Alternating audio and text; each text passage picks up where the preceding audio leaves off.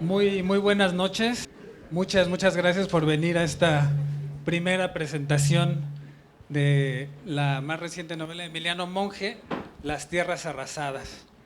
En Literatura Random estamos realmente orgullosos de esta poderosa novela que Emiliano escribió el año pasado y que finalmente sale a la luz hoy. Nos acompaña un gran panel encabezado por Lidia Cacho y con Julio Patán al lado. Una mesa espléndida y será hoy un diálogo caótico. Exactamente. Así que muy buenas noches, gracias por venir y los dejo con nuestros ilustres amigos.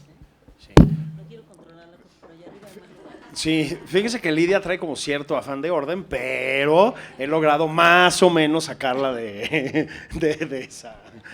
esa certeza. Creo que me toca empezar un poco. Sí vamos a hablar en un riguroso desorden, ¿no?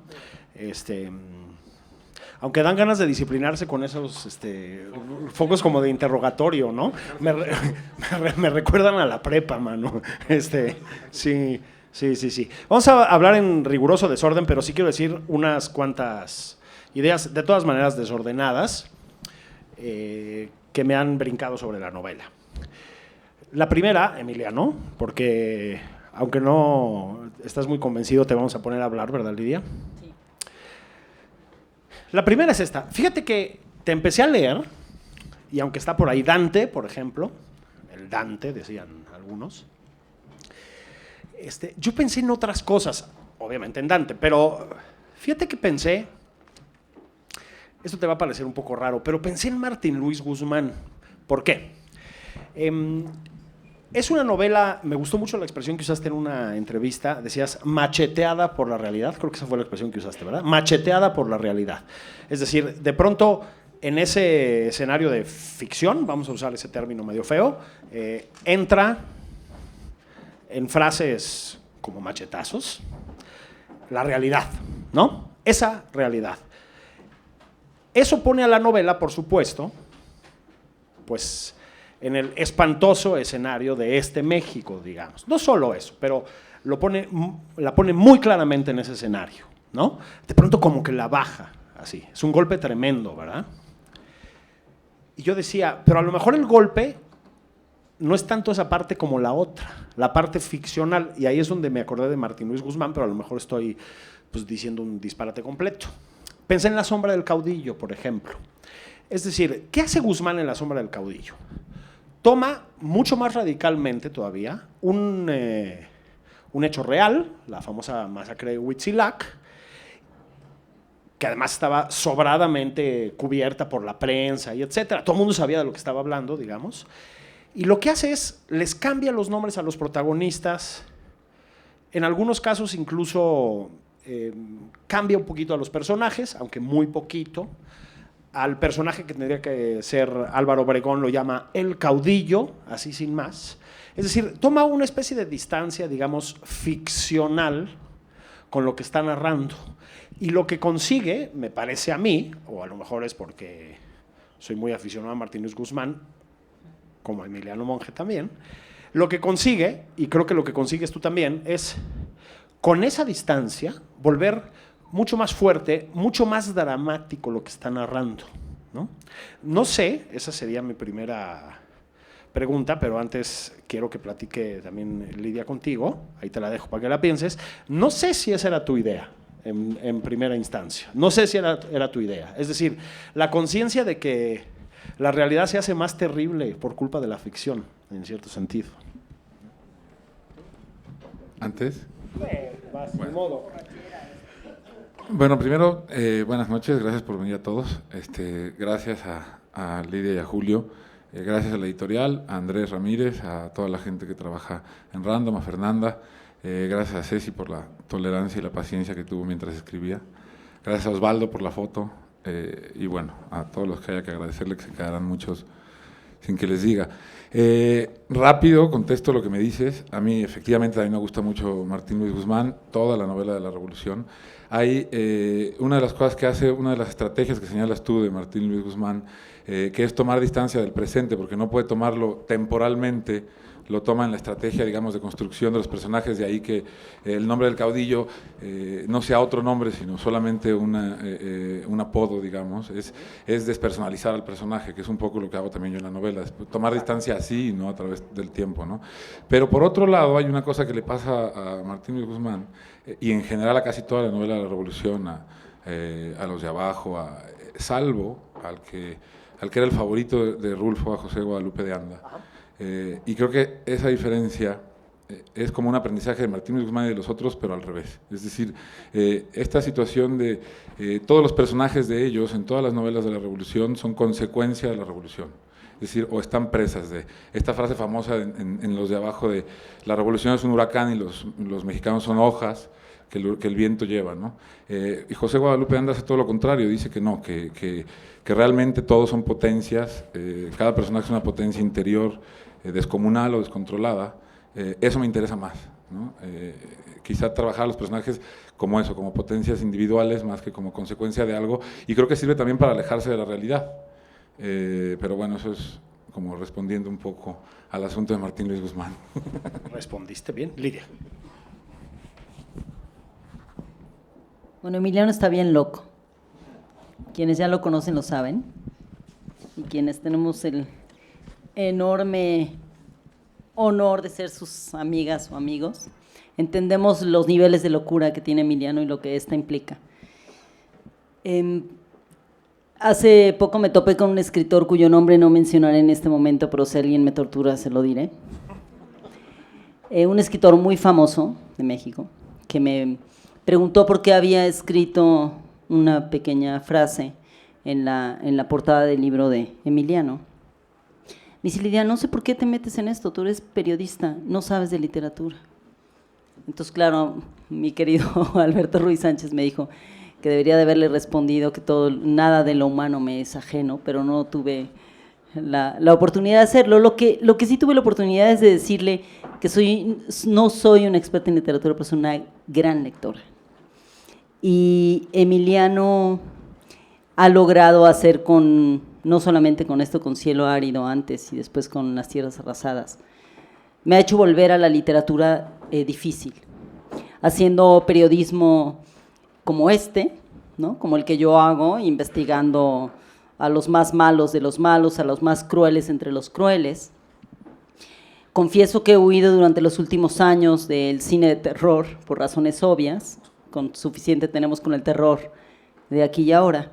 Y también he huido mucho de la narconovela, no solamente porque me fastidia terriblemente, me parece que está llena de clichés en general, aunque haya algunos muy premiados, pero también he huido de esta literatura que persiste e insiste en lo manido del horror. Y de pronto me llega el libro de Emiliano y lo empiezo a leer, y en 2 días lo termino, contra toda mi voluntad de meterme en los dolores más profundos, y me ayudó a entender una cantidad de cosas que como periodista no había podido terminar de dilucidar.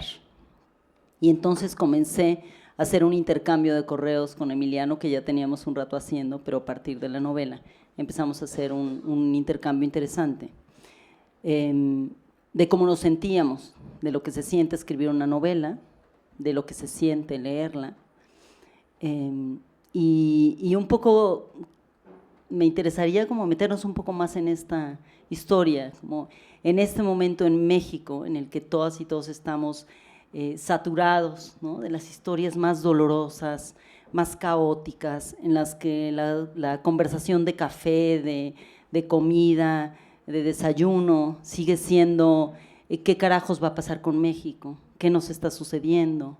¿No? A todos nos va a pasar lo mismo. ¿Quiénes somos los otros? O los otros son los causantes del problema. Y de pronto llega un autor de literatura joven, porque Emiliano, que sus canas no delatan, es un muchacho muy joven. Además, estudiante del Colegio Madrid, lo cual ya dice mucho. Quienes somos del Colegio Madrid entendemos esa broma interna. Y de pronto en este contexto de estarnos haciendo estas preguntas llega una obra literaria que nos mete a esas profundidades dantescas de las que ya habló Julio, pero también nos permite atrevernos a mirar como seres humanos a todos y cada uno de los personajes. Emiliano tuvo el atrevimiento brutal que pocos escritores en este momento en este país tienen. A mí me parece de meterse a fondo. Aunque le da miedo al buceo, creo que se atrevió a meterse al fondo del mar, de la crueldad humana, para encontrar en ese fondo el amor y las razones para sobrevivir.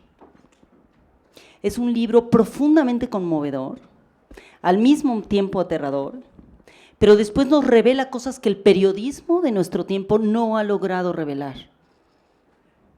A mí me parece que eso es uno de los grandes logros que ha tenido Emiliano y tiene que ver con este miedo que le da publicar un libro. Y es un miedo que se agradece porque no lo controla la soberbia, sino la búsqueda profunda y verdadera. Y a mí me parece que eso es muy importante. Fíjate que acabas de decir una cosa importante. El periodismo en México se le ha olvidado que también tiene que… Cosa que sí ha hecho, por ejemplo, el periodismo americano muy bien, ¿no? O sea, piensa en Norman Mailer, para ir a un lugar común, o incluso en Capote, como en su faceta casi periodística, digamos, en retratar tipos humanos monstruosos. Eso no existe en el periodismo mexicano, es decir, tenemos la crónica de sucesos, por decirlo de alguna manera, pero ¿quiénes los protagonizan? ¿Quiénes son esos cabrones? Es decir, ¿quién es esa gente? Eso no. Es cierto, tiene razón Lidia, o sea, hay como un vislumbre de eso en tu novela. No te quiero poner nervioso, pero es cierto, ¿no? Sí, nervioso ya estoy. Bueno, es difícil como hablar de esa parte de la novela.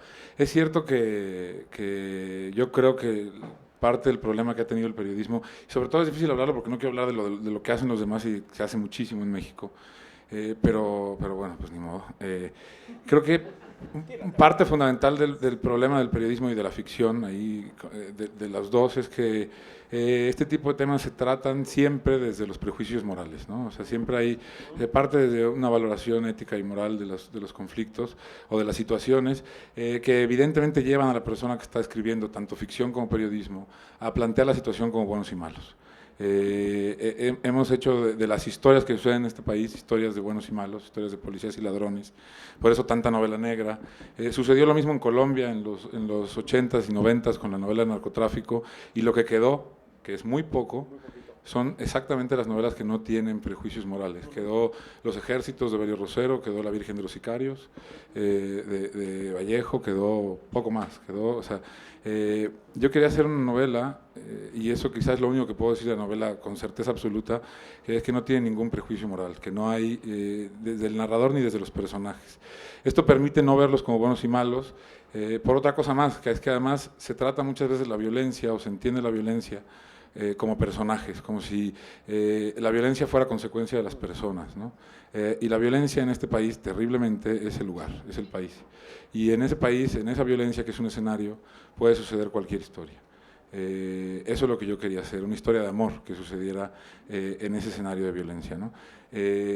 Quitando los prejuicios y quitando esto, me permitía construir unos personajes, evidentemente con un amor muy particular, un amor muy limitado, un amor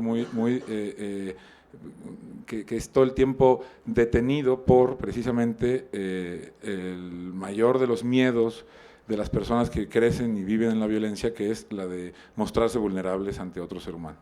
Entonces es un amor que está marcado siempre, y seguir a unos personajes que están todo el tiempo queriendo amar, pero que lo único que les impide ese amar es el miedo a ser vulnerables, porque han crecido, han sobrevivido por no ser vulnerables. Te lleva hacia ciertos abismos de la personalidad y de la vida cotidiana de estas personas, ¿no? Eso es más o menos lo que podría decir de ese buceo, nada más. Sí, y yo sin embargo voy a disentir del autor. Fíjate qué cara dura la mía, ¿no?